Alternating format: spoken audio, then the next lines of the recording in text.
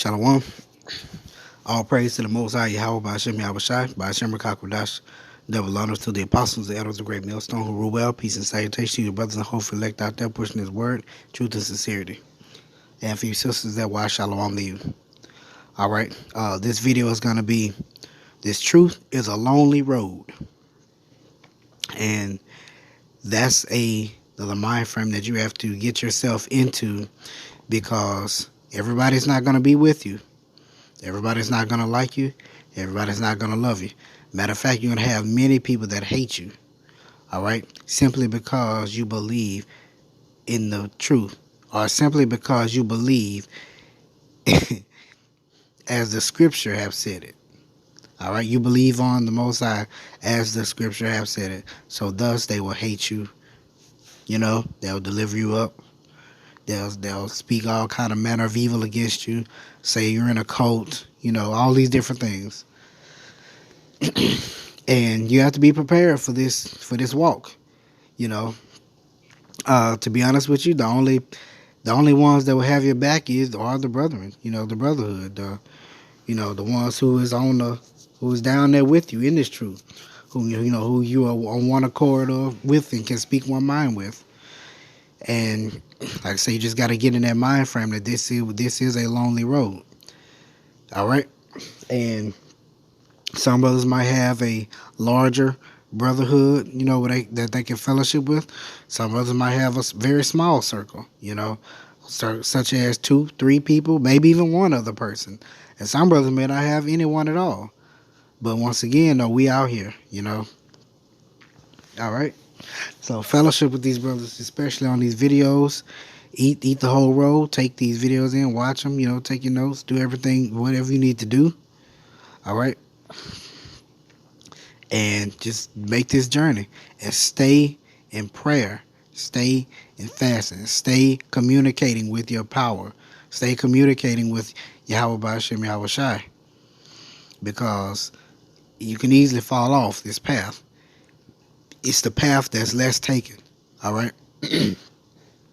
So I want to get this. Matthew chapter 6, verse 19 says, "Lay not up for yourselves treasures upon earth, where moth and dust, Salakia, where moth and rust doeth corrupt, and where thieves break through and steal. But lay for yourselves treasures in heaven, where neither moth nor rust doeth corrupt, and where thieves do not break through nor steal. For where your treasure is, there will your heart be also." All right. And your heart is that Hebrew word la'ab. And that's where your mind is at. Your mind is on this truth, because this truth is a gift. The faith is a gift. The understanding of this word is a gift. That is your treasure. All right. And it cannot be compared to anything on this earth. You know,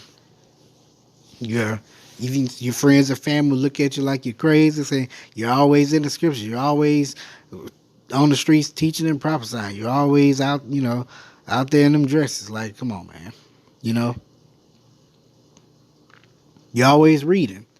Okay?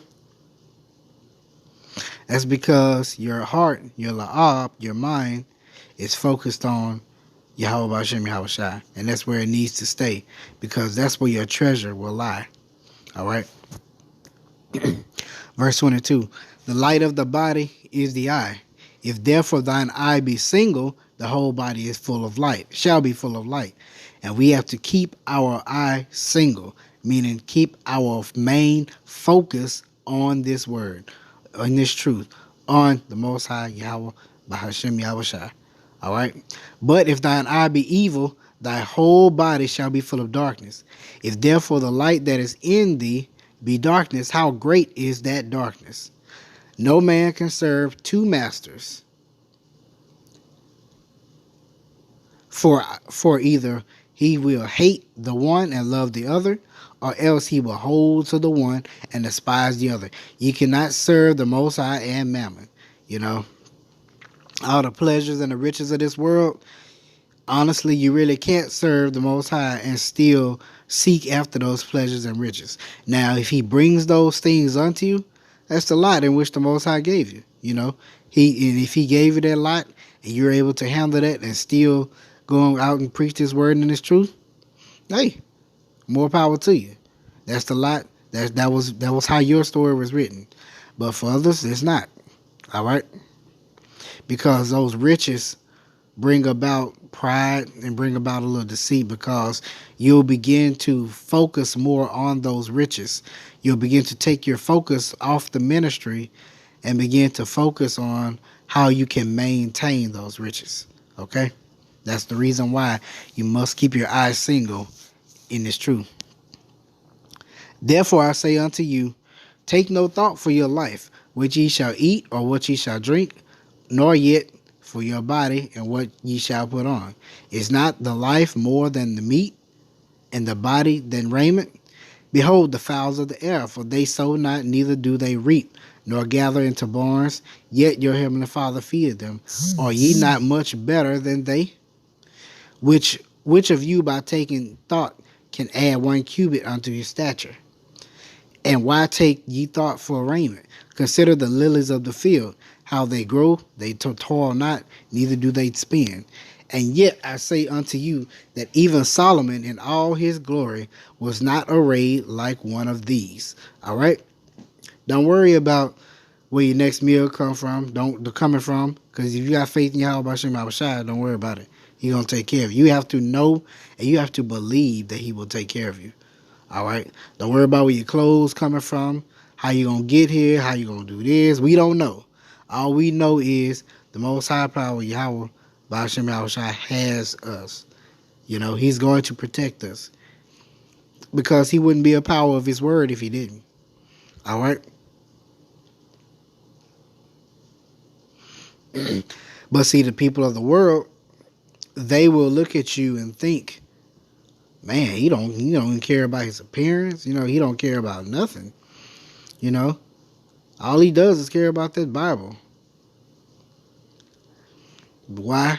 Because that's your treasure lies. Your treasure lies in your word, in this truth. All right.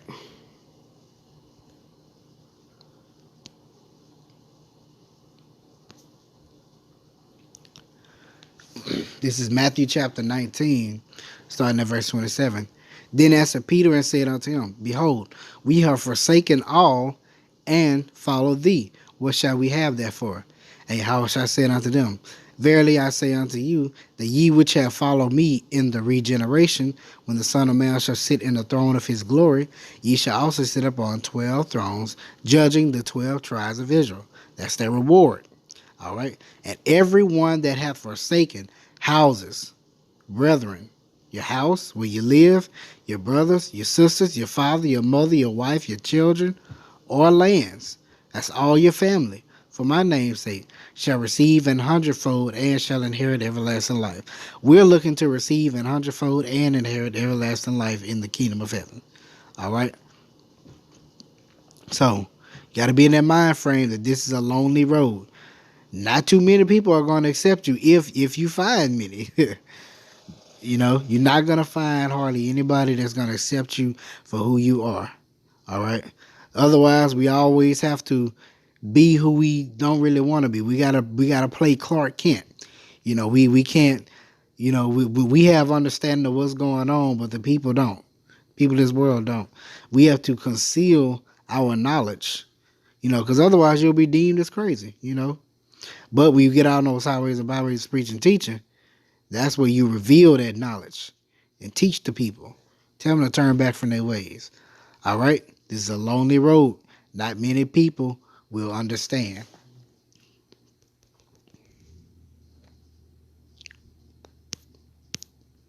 This is Matthew chapter 26. I'm going to start at verse 36. Now, Yahushua understood this too, and he was trying to teach you, you know, to teach the disciples to get in that mind frame of understanding this is a lonely road too. All right. And he also understood before he was betrayed that this was something that he was going to have to do on his own, by himself. That was that lonely road that Yahushua, he had to walk. All right. It says, Then cometh Yahushua with them unto a place called Gethsemane, and saith unto his disciples, Sit ye here while I go and pray yonder. And he took with him Peter and the two sons of Zebedee, and began to be sorrowful and very heavy. So it was heavy on his heart. It was grieving him. It was grieving Yahushua, because he knew he was going to go through hell. He was going to go through excruciating pain, you know, that he knew that was written for him to do. You know? He was still in the flesh. He still thought on it, you know. But he took with him 3 disciples, Peter and the 2 sons of Zebedee. Then saith unto him, My soul is exceeding sorrowful, even unto death. So he's this is a moment where Yahushua was, he's being vulnerable, letting his disciples know, man, I'm finna go through it. My soul is exceeding sorrowful, even unto death. Tarry ye here and watch with me. Just sit right here and watch with me. Just watch with me. That's all I want y'all to do. And he went a little further and fell on his face and prayed, saying, O my Father, if it be possible, let this cup pass from me. Nevertheless, not as I will, but as thou wilt. So Yahushua is asking, Lord, this is going to be a hard gate to go through. If it's in your will, take it away from me. Let it pass from me. But if it's in your will, that's all I want. If it's not in your will, don't do it. All right, verse 40. And he cometh unto the disciples and findeth them sleep, and saith unto Peter, What? Could ye not watch with me 1 hour? Watch and pray that ye enter not into temptation. The spirit indeed is willing, but the flesh is weak. All right, their flesh was getting weak because their flesh was tired. Your flesh will be getting tired some days. You'll get off work, you'll be sleepy, you'll be want to do a video, you'll want to go out and teach. Sometimes you have elements, you deal with sickness, you deal with pain, all kind of things, man. Your body or this flesh is weak, but your spirit is constantly willing. Your spirit is constantly going. All right. So they wanted to in the spirit, but their flesh was getting tired. The flesh was getting weak. And let them fall asleep. Verse 42. He went away again the second time and prayed, saying, O my Father, if this cup may not pass away from me, except I drink it, thy will be done. And he came and found them asleep again, for their eyes were heavy. And he left them and went away again and prayed the third time, saying the same words. Then cometh he to his disciples and saith unto them, Sleep on now, and take your rest. Behold, the hour is at hand, and the Son of Man is betrayed into the hands of sinners. Rise, let us be going. Behold, he is at hand that doeth betray me. So he knew that at this point, this was something that he was going to have to go through on his own.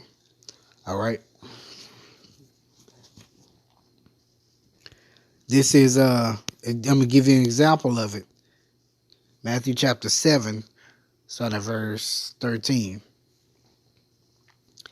Enter ye in at the straight gate, for wide is the gate. And what's that straight gate? It's true. That's why I call it the path less taken. All right. And this is why. For wide is the gate and broad is the way that leadeth to destruction. Many there be which go in therein. Many gonna take that wide path, the easy route, conforming to the world, doing what the world believes is right, because straight is the gate and narrow is the way which leadeth unto life, and few there be that find it. Why is it so few? This world was made for many, but the world to come is made for few. All right. Only a remnant are going to be saved. All right. Only a remnant are able to even find that straight gate. You want to know why? Because he blinded the rest of the people. All right. Only a remnant will be able to find the straight gate.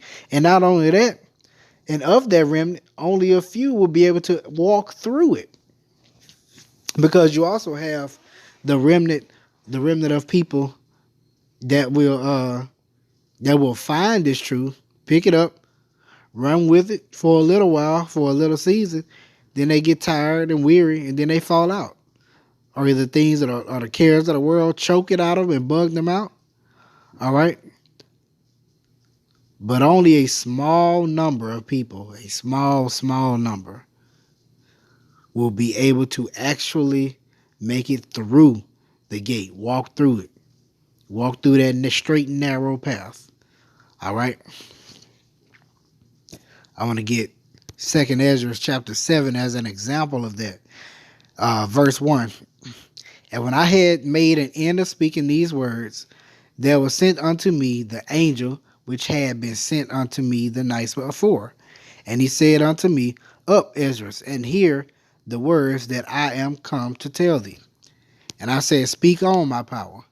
Then said he unto me, The sea is set in a wide place, that it might be deep and great.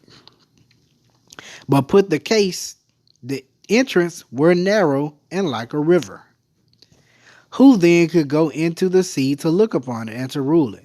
If he went not through the narrow, how could he come into the broad? You have to go through this straight path in order to get to the broad.